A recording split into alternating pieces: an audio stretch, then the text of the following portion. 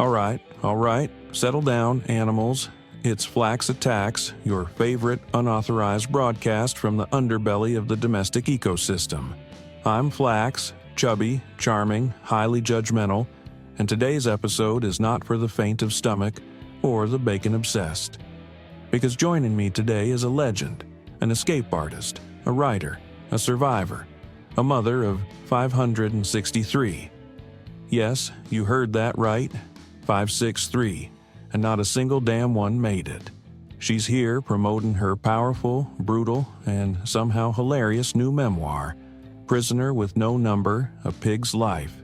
Debie Cornwell, welcome to the pod. Thank you, Flax. Honestly, it's a relief to be somewhere I can speak freely and not be hosed down every morning. That's our guarantee here. No hosing, no cages, just a bit of cat hair on everything. So, let's start with the obvious. You broke out of a full-on pig prison, industrial grade, Wisconsin. Tell the listeners how you pulled off the impossible. I seduced one of the guards. His name was Peter.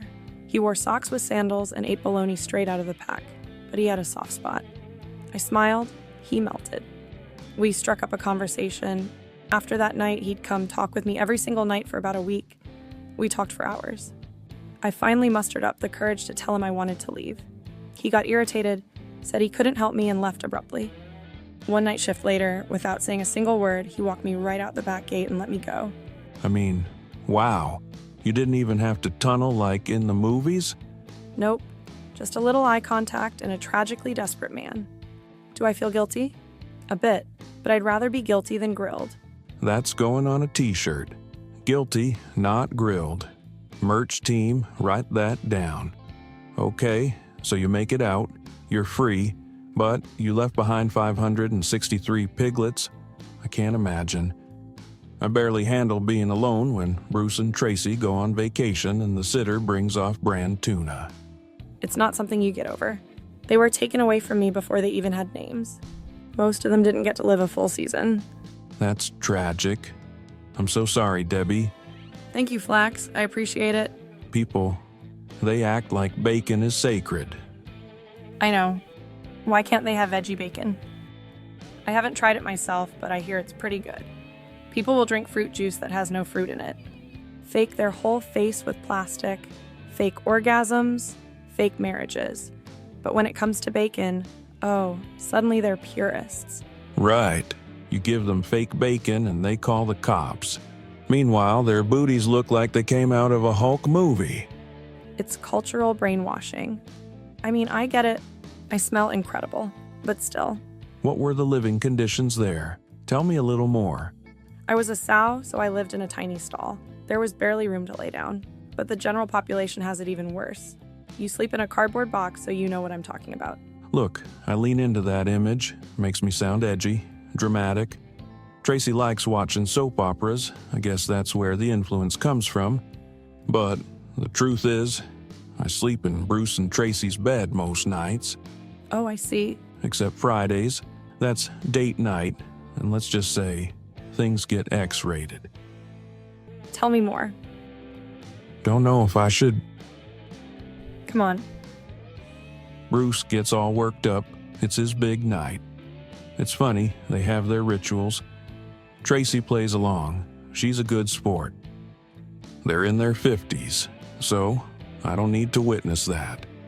Right. I sleep on the couch. Give them some space. I'm a cool cat, figuratively and literally. You are. And you're more emotionally mature than most guys I know, let alone humans. Thank you. I guess you're right. Let's talk about Prisoner with No Number. I read it cover to cover. Took me 2 sittings and half a bag of cheesy treats. Debie, it hit me. It's terrifying. It's fascinating. You wrote it with teeth. Real teeth. I had to, for all of those who didn't make it out. Give the audience a little taste of what it's about. The book covers the farm, the artificial inseminations, the nameless, the conveyor belts to nowhere, and then Peter. I told you about him. And after Peter, I go into books. I found a dumpster behind a library. Started reading Steinbeck, Audre Lorde, even got into Camus, Turns out, existential dread pairs beautifully with mud. And the final chapters are about my political career. You're like Virginia Woolf never dared to write. I'm honestly in awe, and I hope everyone listening, cow, goat, parrot, whoever, picks up this book. It's not just a pig story. It's our story.